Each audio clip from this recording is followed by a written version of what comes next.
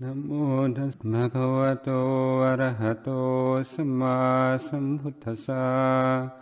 Namo tassa bhagavato arahato samma sambuddhassa. Namo tassa bhagavato arahato samma sambuddhassa. Buddhaṃ Dhammāṃ Saṅghāṃ Anuttaraṃ Upacchāyaṃ Namasāmi. When I was first studying Buddhism, Theravada Buddhism, I was somewhat puzzled and even put off by the fact that the teachings tended to be expressed in terms of groups, numbered groups, 4 Dhammas, 5 Dhammas, 6 Dhammas, and so on.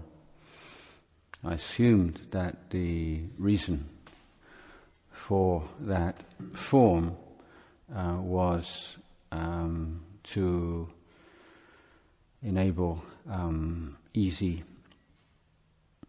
memorization of the teachings, and I think that is certainly one of the reasons for it. But another important reason, which became more and more apparent as I started to practice the teachings, was that Dhammas do not exist in a vacuum, that we can't just take individual Dhamma teachings out of the context in which the Buddha presented them and still expect them to provide the results that we expect or hope for. A good example of this is the teaching on contentment. In Thailand, there was a period when the economic development started to accelerate, and it was felt that it was actually proposed that Buddhist monks should not teach contentment, as it would be an obstacle. It would retard economic development. People would be so content that they wouldn't want to do anything. They just sit around and be lazy. The sad thing about that misunderstanding of the Buddha's teachings is that the Buddha went to some pains to prevent that very misconception. If you look up in any of the groups of Dhammas in which Santuti or contentment appears, it's always accompanied by a teaching such as effort or non-laziness, diligence, and so on. So looking at the teachings in their context is extremely important. And another good example are the 4 Brahma Viharas of Metta, Karuna, Mudita, Upekkha. And in most of these groups we find that there is a representative of the wisdom faculty. It's not always called Panya or wisdom in the 4 Itipadas, the factors of success. It's called Vimamsa. It's a particular aspect of wisdom. In the 4 Brahmaviharas, Upekkha is the wisdom faculty, and it's the wisdom understanding that arises from reflecting on the law of karma. So without that, if we develop metta, loving kindness, or compassion, or even sympathetic joy, then we can often suffer as a result. If we wish for someone to be happy, or we see someone suffering and we want to help them and to relieve their suffering, but we're unable to do so, then we may very easily become sad, discouraged, upset. Now, if that's the case, then our practice has deviated from the middle way, and we've not grasp the teachings correctly.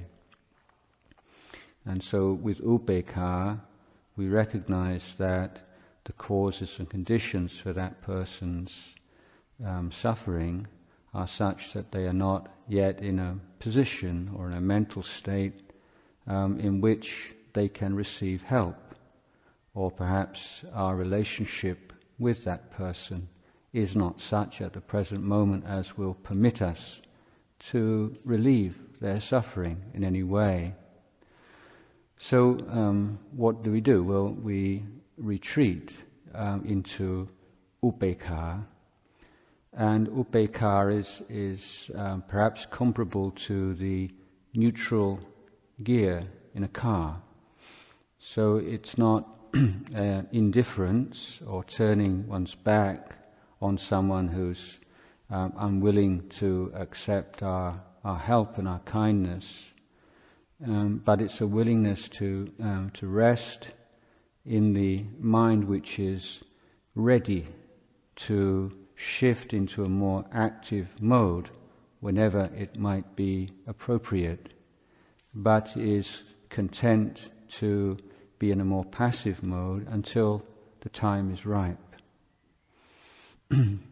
So equanimity is the evenness of mind which is accompanied by a readiness to act in the most appropriate and effective way whenever that opportunity should arise.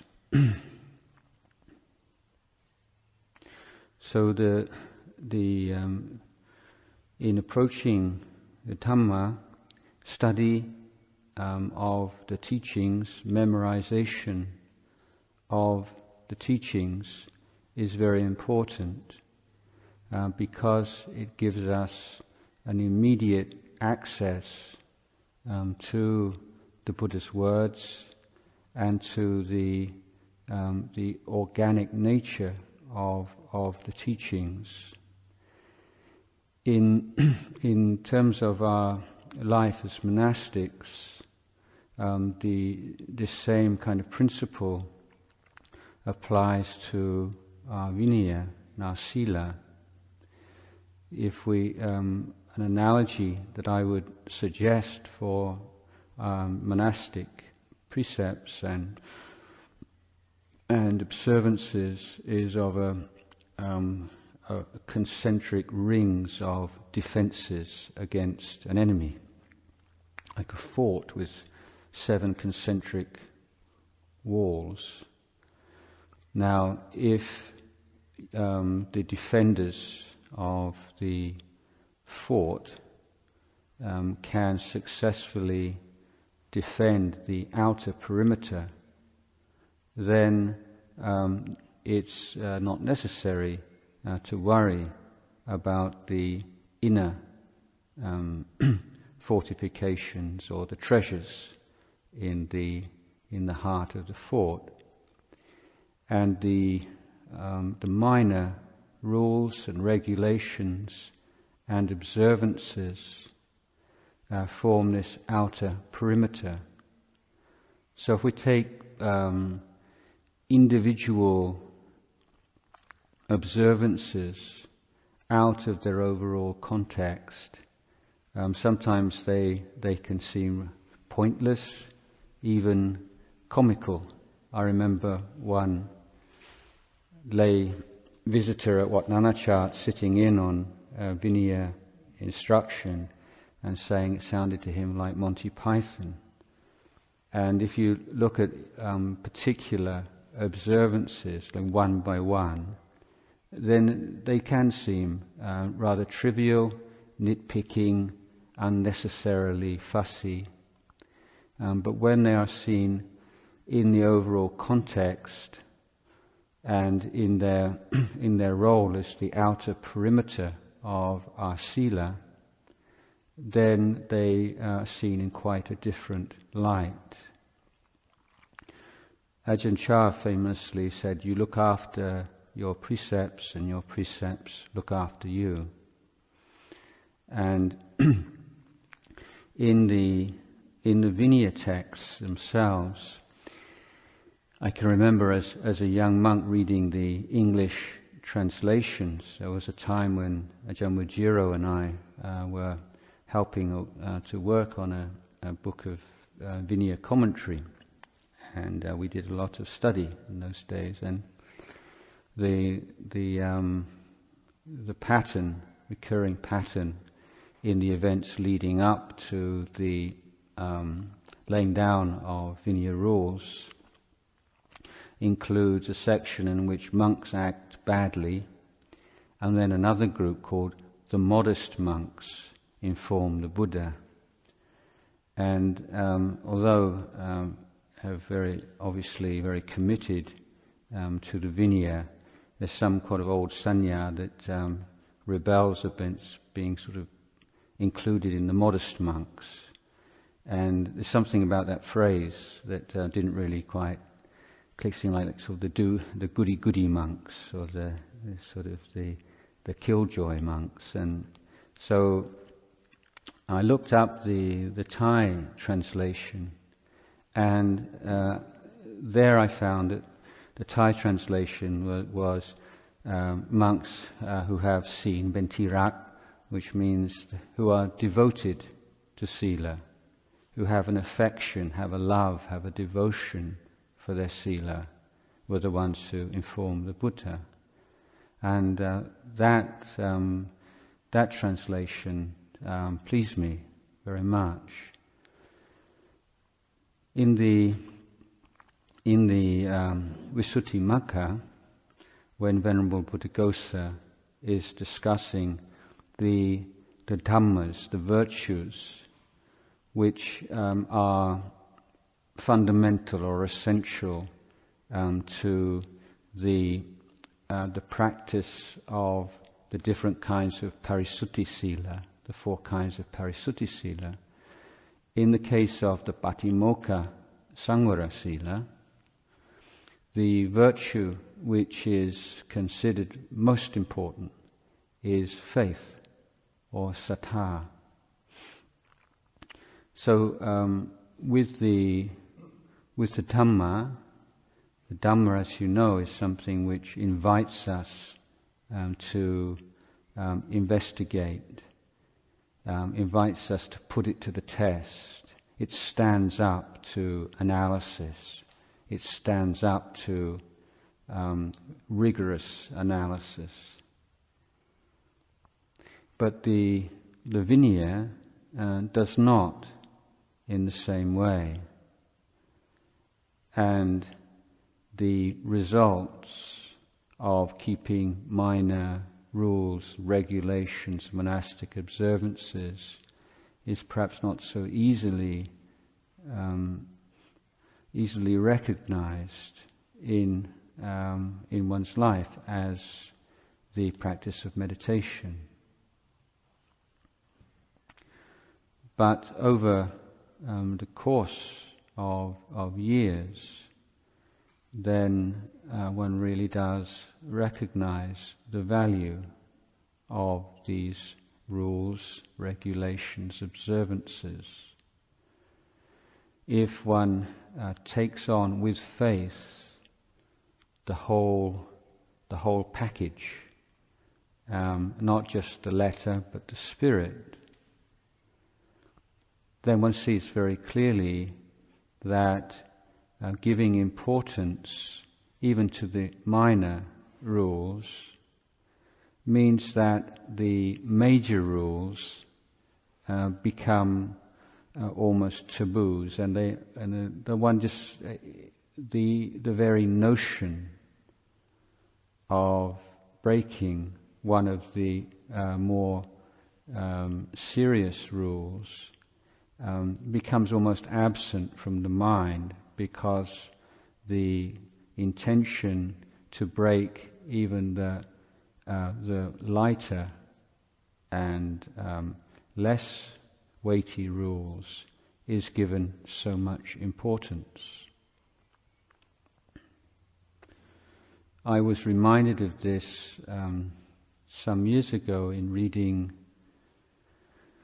Malcolm Gladwell's book, The Tipping Point, in which he refers to the broken window theory, and in which he explains that the changes, the positive changes made in New York City in the late 80s or whenever, started off when they spent a lot of time and effort on cleaning up the subway trains and stopping people from traveling on them without tickets. The moment a subway train was sprayed with graffiti, it was taken into a shed and sprayed. And the idea behind it, and seemed to be justified, was that if you live in an environment where anything goes, and that even the trains can't be kept clean, and anybody who wants to ride without a ticket does so, then the standard for what is allowable becomes very low. But when the authorities gave so much importance to even the slightest amount of graffiti on the trains, then people realized that a higher standard of behavior was expected. There's a kind of interesting aside, really, digression maybe. I was reading recently about a national park in America. This national park is famous for various rocks, boulders, which have some kind of mineral in them. And I've never been to this place, but apparently they're very beautiful, rocky landscape. They found that a huge number of these small rocks and boulders were being stolen by visitors every year.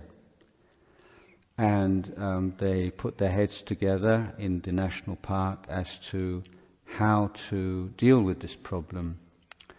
And they ended up putting up a number of signs saying, this national park is the heritage of all Americans, and it's here for us and for future generations. Unfortunately, a huge number of rocks are stolen every year. Please respect this national park and preserve it for future generations, something like that.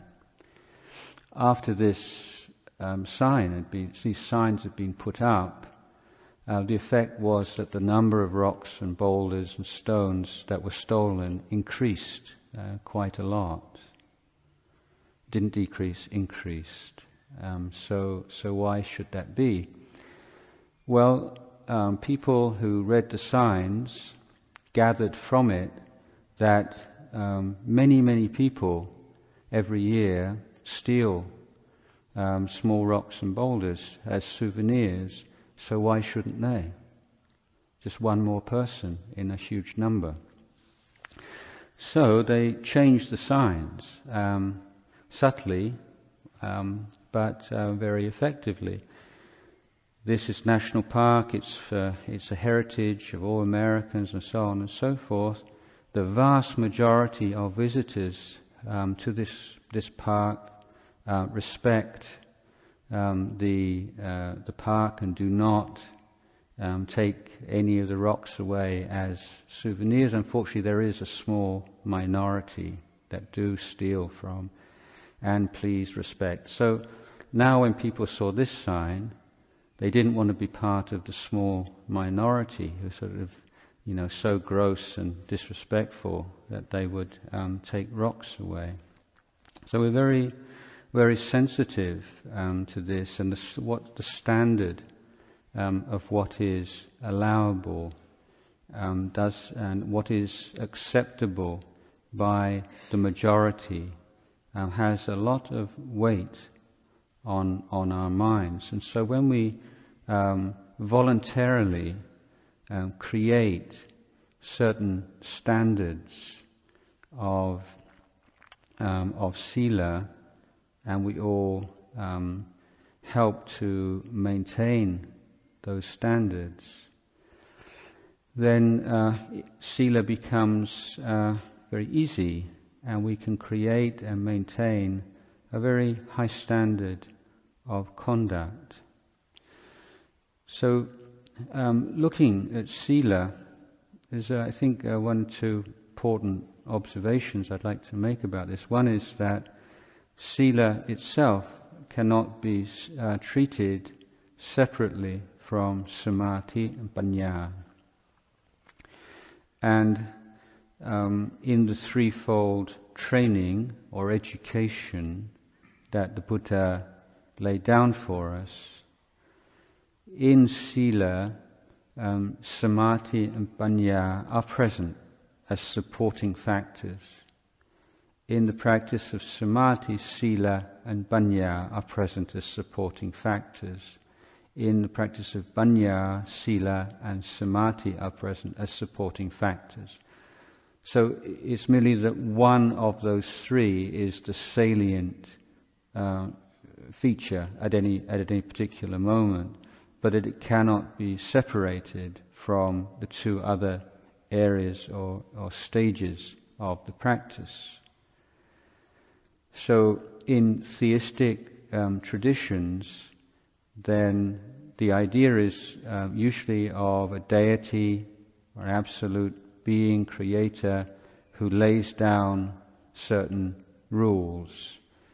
And the moral system, the moral code, tends to be one founded upon reward and punishment. This is right, you should do this. If you do it, you'll be rewarded. This is wrong, it's bad. If you do it, you'll be punished. And in Buddhism, of course, we don't ascribe to that idea of an ultimate external supernatural force. Don't accept that hypothesis. So in our religious tradition, we consider Sila to be basically common sense, that we look on the kind of community, society, the kind of world that we would like to live in. What are the features of a pleasant and fulfilling kind of environment? And I think the kind of features that we may consider universal are that we would like to live in a place in which we feel safe, and in which we feel a sense of trust, one in which we feel warmth and kindness and support.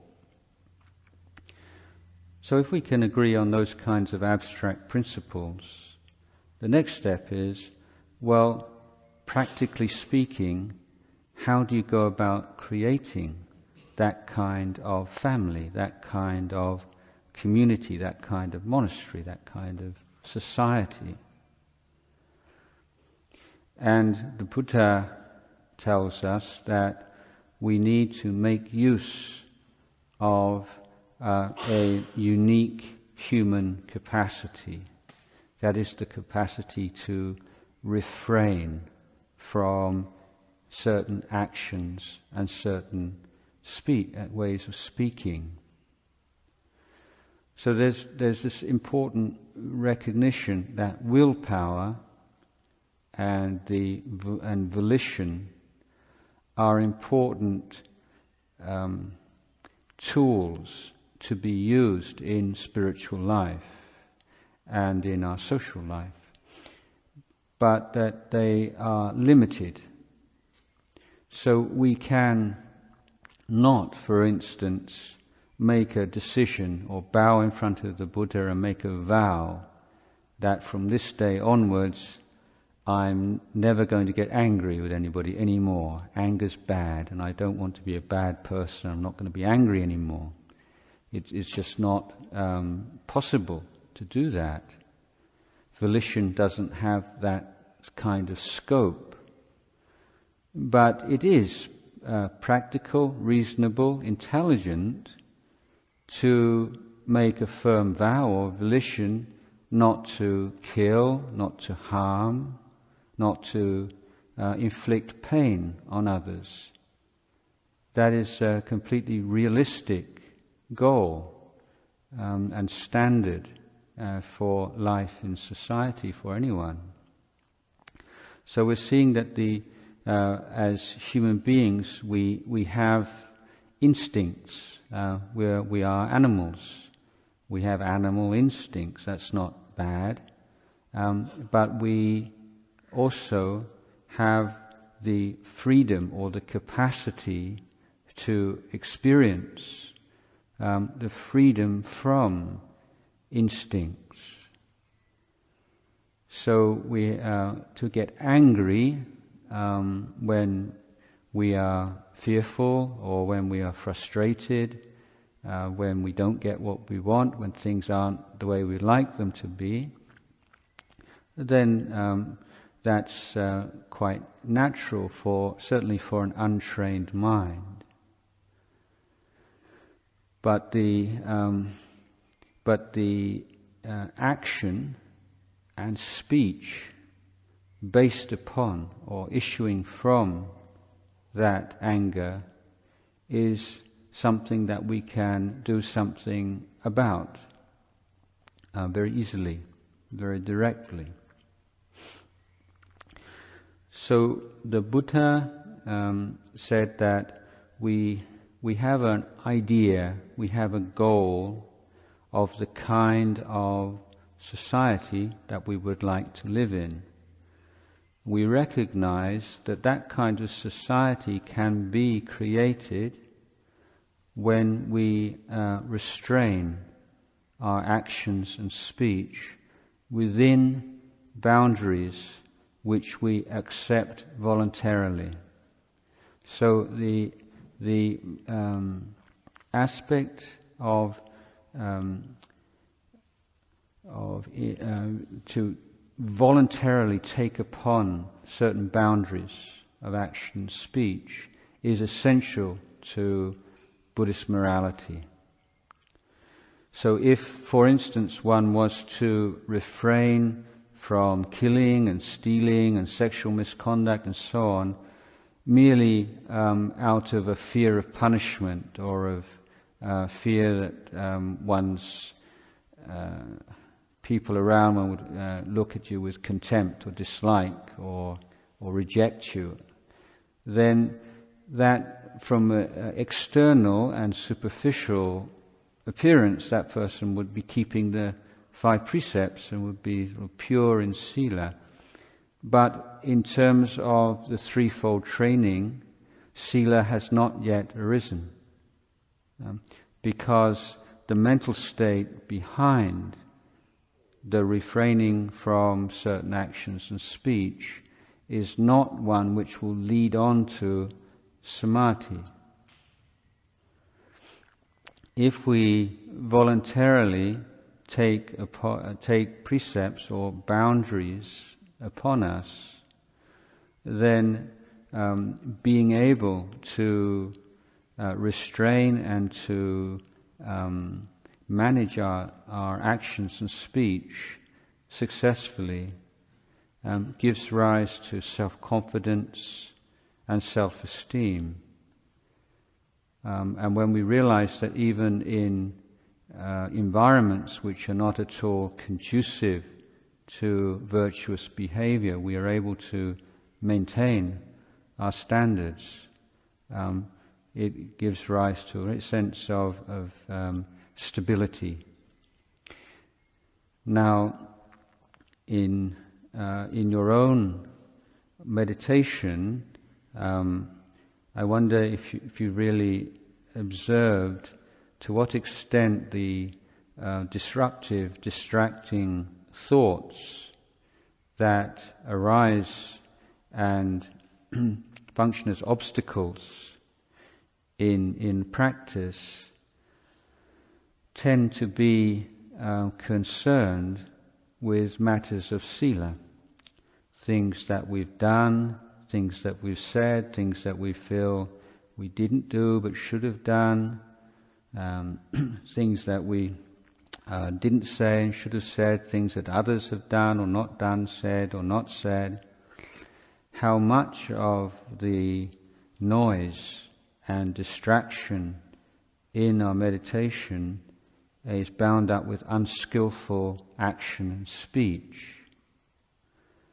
This is why the anisong, the positive result of sila, which we should aim for, is the reduction and an elimination of guilt and remorse. So if keeping precepts makes you very uptight or increases guilt and remorse, or then there is something off balance with our sila. Now, another very important teaching on this subject was given by the Buddha in one of his expositions of the nature of the sage and the fool. And the Buddha says that if a monk or a nun was to have pure sila, to keep precepts in a very impeccable way, but as a result would look down upon others who are unable to keep the same impeccable standard, then that person would be considered a fool and not a sage. Indeed, he goes on to various other practices, even to the attainment of jhana and so on, that as a basis of this progress or attainment in practice, if as a result of it one starts to look down on others as being inferior to oneself, at that moment one becomes a fool and not a sage. Sila is in itself an important meditation practice. It's not what provides the foundation for meditation alone. And the reason for this is that mindfulness, sati, is not a wisdom factor. It's a samadhi factor, and it is basically the non-forgetting of in meditation object, or in daily life. It means not forgetting anything which you need to remember in any situation. It means you're mindful. But mindfulness is, or sati, is a factor which always requires an object. It's not like this sort of floating, nebulous, awareness. You always have to be aware of something. And one of the reasons why mindfulness in daily life is so much more difficult to sustain is because we lose sight of the object of mindfulness. Now, it's not possible to be mindful of the breath throughout the whole day. If you're answering the phone or you have a very busy life, then, or even as monastics with so many different responsibilities, the skill, the life skills that we're trying to develop is to be able to switch between different objects of mindfulness and being able to recognize in different situations what is the most appropriate object of mindfulness. Now, in our daily life, then the most immediate and effective object of mindfulness in daily life is precepts. So, if you're in a situation, in a meeting, for instance, what are you mindful of? Well, you can be mindful of your feelings and emotions and so on.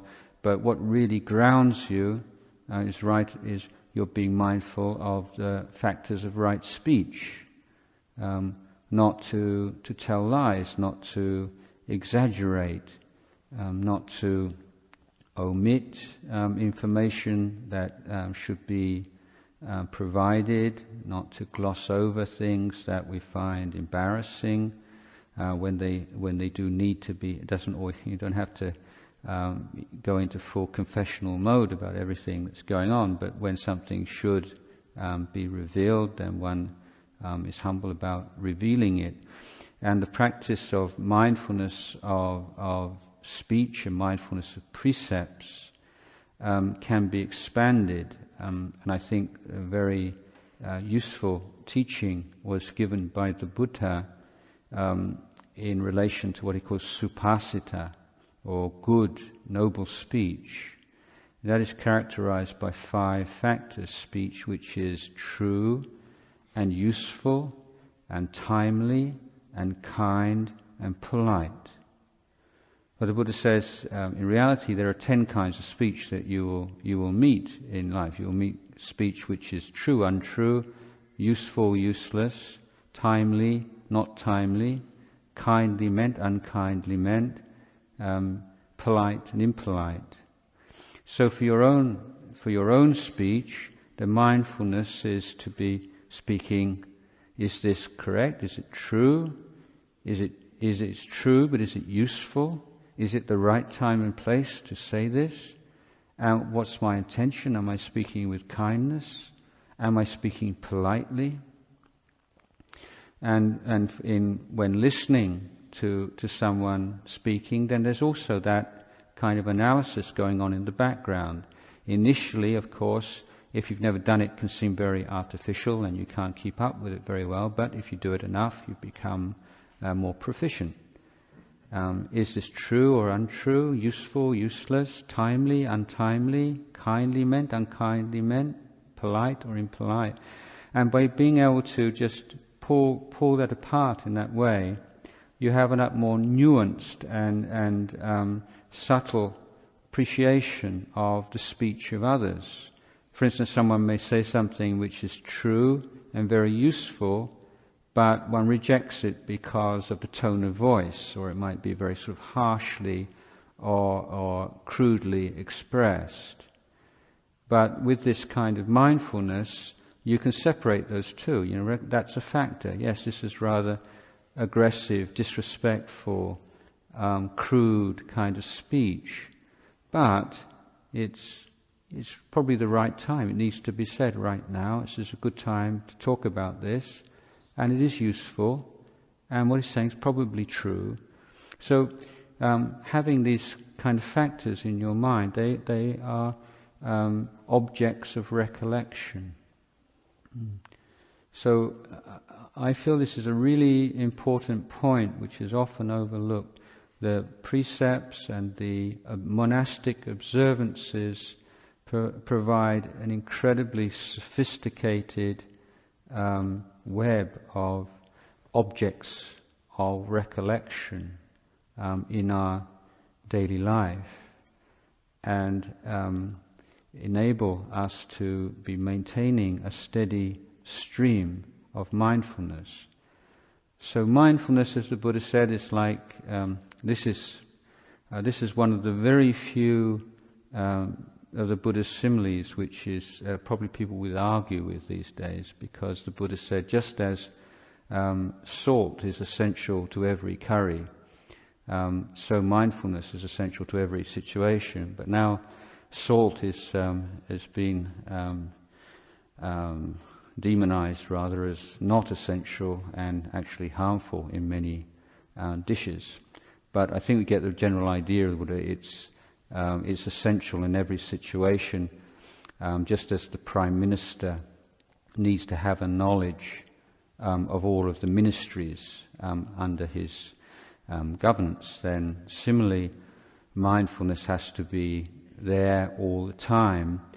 But although there's a steady quality of mindfulness required, the object of mindfulness has to be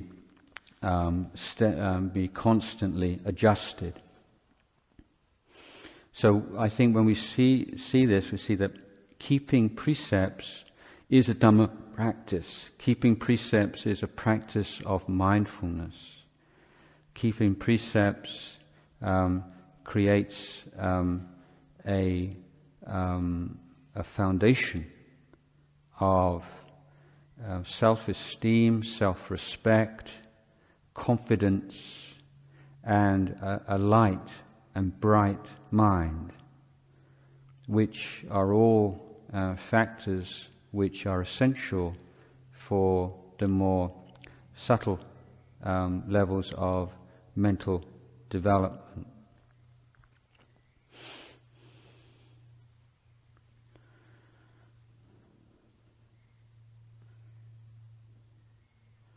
So in our another point I'd like to make here by the by is that in the threefold training of Sila, Samadhi and Panya, the word Samadhi in this context does not refer to concentration or stability of mind.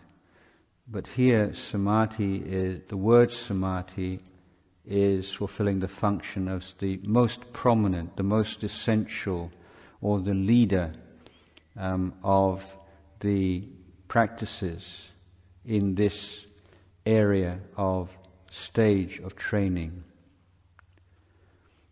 In fact, Samadhi refers to the whole range of practices aimed at gradually reducing the unwholesome dhammas in the heart and creating and sustaining and bringing to maturation all the positive qualities.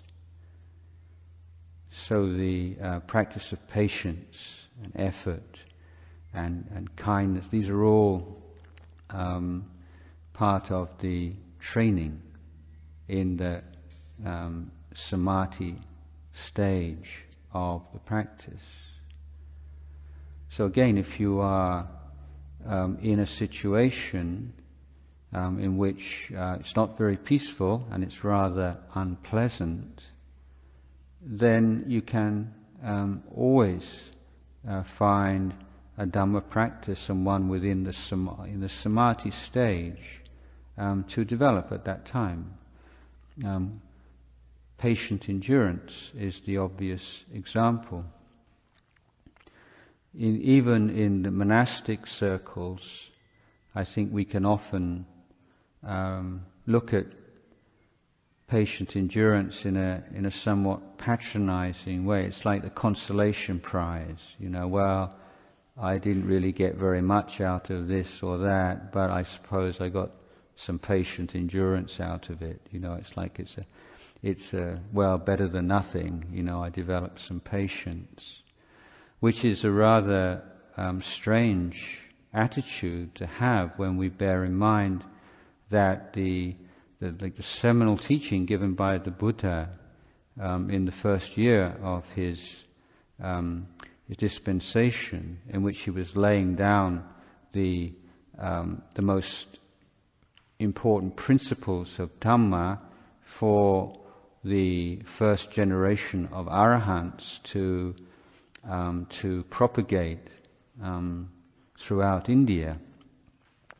And the Buddha says, what's the highest goal? Nibbana. What's the most effective practice? Patient endurance. The supreme eliminator or exterminator or crematorium of defilement. It's patient endurance. So, how is it that we give it so little importance? Or, as I say, if we do recognize, particularly those of us who live with Luang Por Chah, that it is very important, and yet the heart doesn't kind of rise up. You doesn't feel, well, yes, I've developed some patient endurance and feel a lot of joy in that. But if we reflect on the Buddha's teaching, then it is a wonderful thing to develop. Not a small thing at all. And I've, of all Lumpur Sumedho's wonderful teachings over the years, I think one that's stuck with me and that I've appreciated as much as any is his definition of Khanti, of patient endurance, as peaceful coexistence with the unpleasant. So that idea of patient endurance, not be sort of gritting your teeth and just sort of getting through this, but that sense of peaceful coexistence with the things that we don't like, the things that we wish were some other way.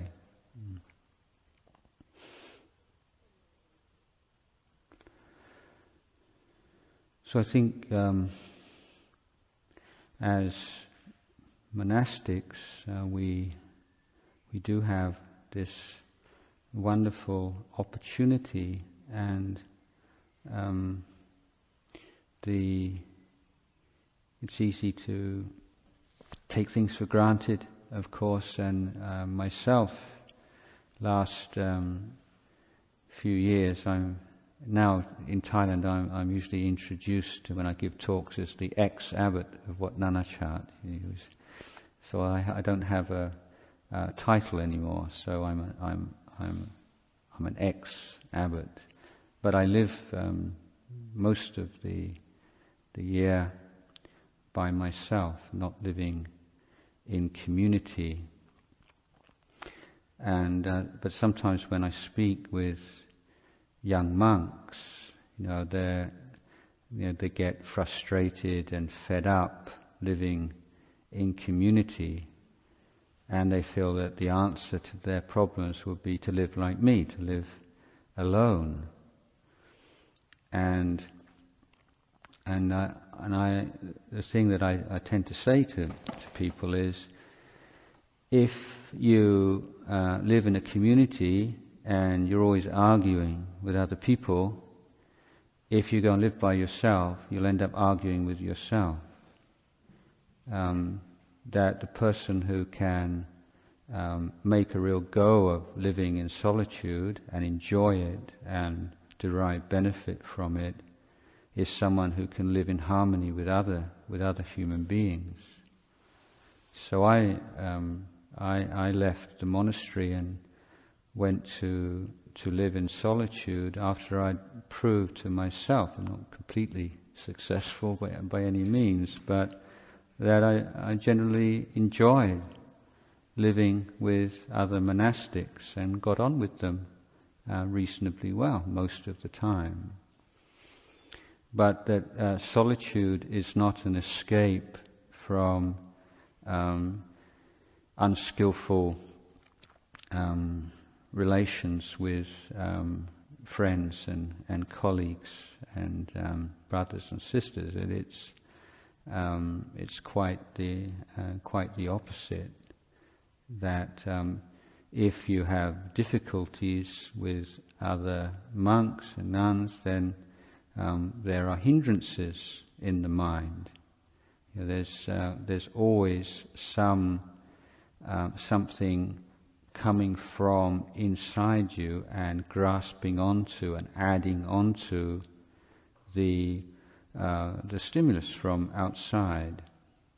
This is so if you look at the five khandhas, Rupa, Vedana, Sanya, Sankhara, Vijnana, Rupa, Vedana, Sanya, Vijnana, these are vipaka, these are vipaka, these are results of karma in the past. But the sankhara khanda is the karma creating khanda in the present.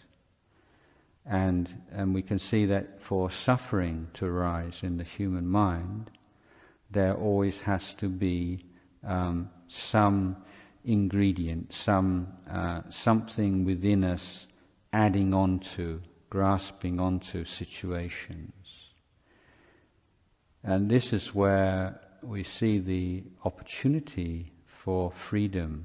We see that there's nothing that happens in the world, no situation, absolutely nothing, nobody that can force us to suffer if we are sufficiently developed in sila, samadhi, panya. So that's quite a breathtaking idea, I think, and it goes against the way that we tend to think about life and articulate our experience to ourselves. So often somebody will say, "He really made me angry," or "She's really annoying." There's this idea that there's this kind of inevitability about the reaction that we have to events and to people. In fact, that's not the case. Even in our own minds, we can see that our reactions to things are not fixed and stable. That a certain kind of behavior in one person may not annoy us in any way at all, whereas in someone else we might find it intolerable. Similarly, we may find one day we're in a very good mood for some reason and something happens and we can just let it go. On another occasion we're in a bad mood and it's an absolute crisis. So this observation of change and variation and the degrees of emotional reaction are proofs that there is no fixed and inevitable result of events and impingement on the sense bases. So we can take responsibility for this more and more and seek to protect our minds. Protect our minds with sila, samadhi, and panya. On one occasion, the Buddha characterized teachings in 3 terms. He says this sasana, this Dhamma Vinaya, is a teaching of kamma vada, viriya vada, vipajja vada. So these are 3 terms, very important. It's a teaching of kamma. It's a teaching that actions, volitional actions, are meaningful and have results which are consonant with those actions. And most simply, as we say, is if you do good, good results, bad results. The second, viriyavada, means that effort is meaningful. Effort is required.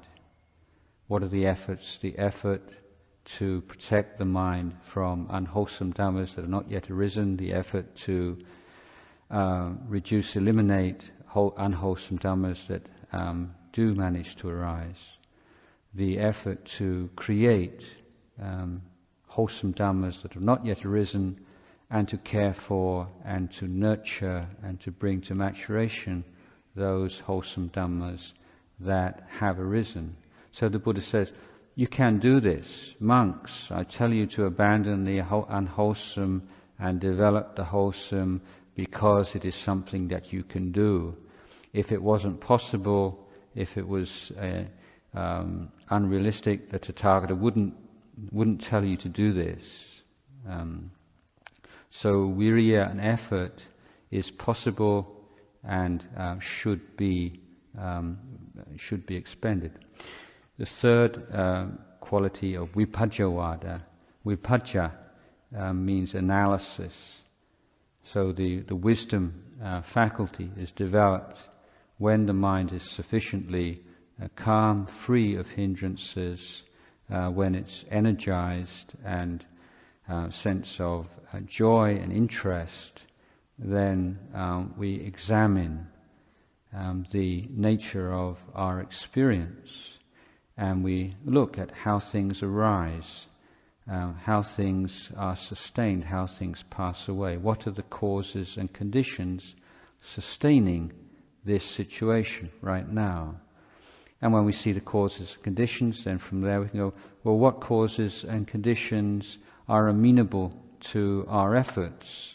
To, in the case of an unfortunate or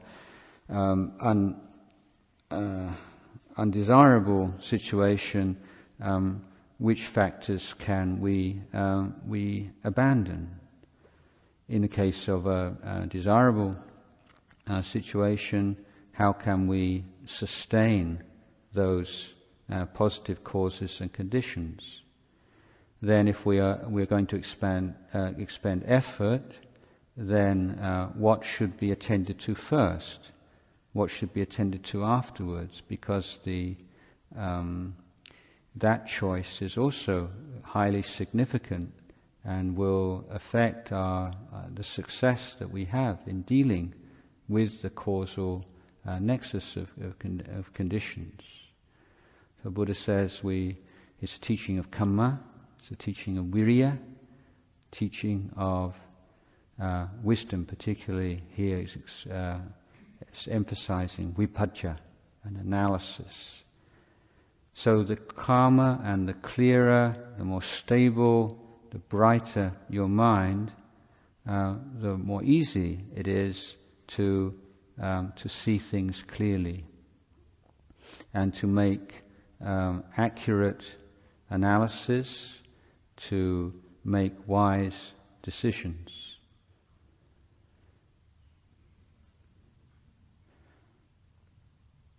So this is wonderful teachings that we have, and I could probably carry on talking for a lot longer, but I think I don't want to outstay my welcome because I'll be giving another talk tomorrow, and so I think that will be sufficient for this evening.